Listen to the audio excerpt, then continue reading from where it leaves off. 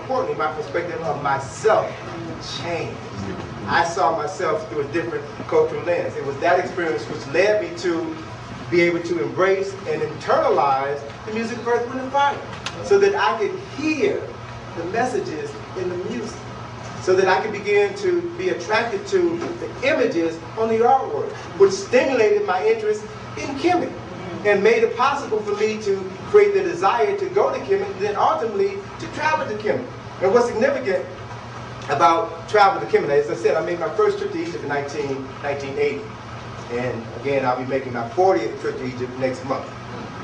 That first trip to Egypt, I found out about it in September 1980. Dr. Ben came to speak at Howard University.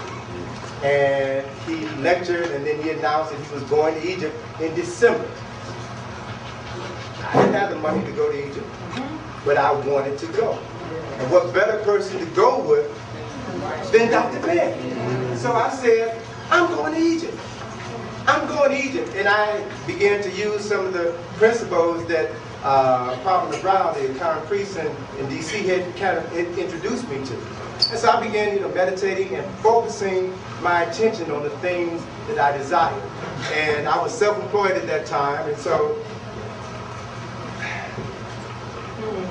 it's funny, because when you're self-employed, when you work for yourself, if you don't do the work, you don't get paid. That's right. If you don't get paid, you can't pay the rent. You got to deal with your family. So, in the early stages of my career in self-employment, I was always nervous, and I doubted, whether or not I would always be able to do the work necessary to do a satisfactory job for my client. I was doing design work at that time. And so I was always concerned about whether or not my clients would be happy with my presentation. And so I remember one evening, it was about 2 o'clock in the morning, and I was sitting down at my drawing board. I had to do this design at the end of the month. And I was stuck, I was doubting myself. I was doubting my ability. What if they don't like this? And if I don't get this deposit, then I got the rent is due, in a couple of weeks, and I got to do this, got to do that. So I stepped back from that anxiety for a minute. And I thought about my grandfather, who was one of the most creative persons I knew. Even though he had maybe a 5th or 6th grade education, he could build anything. And since I was the firstborn grandchild in the family, I don't mind saying I was the favorite. And so I would always, whenever my grandfather was working on a project, and whenever he's going to build something, I would always tag along. Go with him down to the hardware store, get the wood, get the nails, get the stuff, and I would be his little assistant and get him a hammer and help him out as he was working on things. And as I was reflecting on my grandfather and his creativity and how I needed that creativity, I needed the spirit of my grandfather at this particular point in time in my life.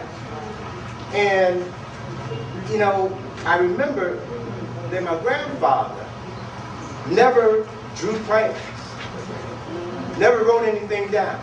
I basically went into a meditation, visualization, and saw myself as a child standing by and watching my grandfather build something in the house. That he never wrote anything down, he never did any designs or anything. He always had the information in his head. He had the finished product in his mind. And I remember saying to myself, if I could tap into that same level of creativity that my grandfather tapped into, then maybe that can help me. So, I calmed myself, visualized, and saw myself looking at my grandfather. And then I saw myself as my grandfather inside of his mind. And I saw myself seeing what my grandfather saw, seeing the finished product before you even began the project. And then all of a sudden, I saw it, I got it, it made sense to me. So then, coming back out of that, I saw myself meeting with my clients at the end of the week, showing them the designs that I did, laying out 3 different designs, and I saw them say, oh, we like that design, go with that one. And all I did was, visually now, mentally, look over my shoulder and see what they look at.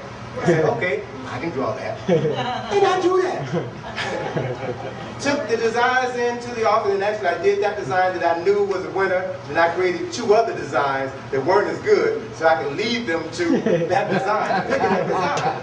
And went into the office to meet with the client, and it happened just like I saw it. That's when I that the power is within us, and that the imagination, creativity is here. You know, we've been taught to think that nothing is nothing, but nothing is really the source of everything. Everything exists right now. So all you need to do is, what did George say, change your mind, and you change your relationship with time. The solution lies within the problem.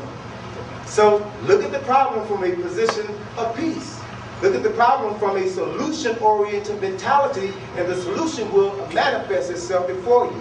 And then all you got to do is to put that solution in action, and you will get the results that you desire. That's the creative process. That is how everything that any person has ever created comes into existence. That ain't a secret. That's a skill that has to be cultivated, like riding a bicycle, like learning to tie your shoe, like learning to reason. And so I was confronted with this trip to Egypt. Is in September, October, November, December. I had like 3 months, I had 4 months to get, at that time it was $1,500, right? So where am I going to get the money from? But I said, all right, I'm going to Egypt. I don't know where the money is coming from, but I'm going to Egypt. So what I did was, I looked at the information on the trip, and I figured out I wanted to make 4 payments. And I figured out how much of a deposit I would have to send in order to have a balance of $999.99. And then I wrote 3 post-dated checks, post-dated a week apart, for $333.33. I put all 4 of the checks in an envelope, mailed it off, and said, I am going to Egypt. Within a week, I got a telephone call from a partner of mine, who was one of my mentors. He called me up, panicked. He said, Tony, what you doing? I said, well, you know, nothing. I don't have anything pressing. He said, I've got this job that just came in, and it's got to be done by next week. Do you have time to help me out with this job? I said, well, yeah, sure. And so for the next 5 days, we put in 16, 17-hour days. And by the end of the week, I had the money to go eat. There you go. All right. So I saw that I had the skills to get the money.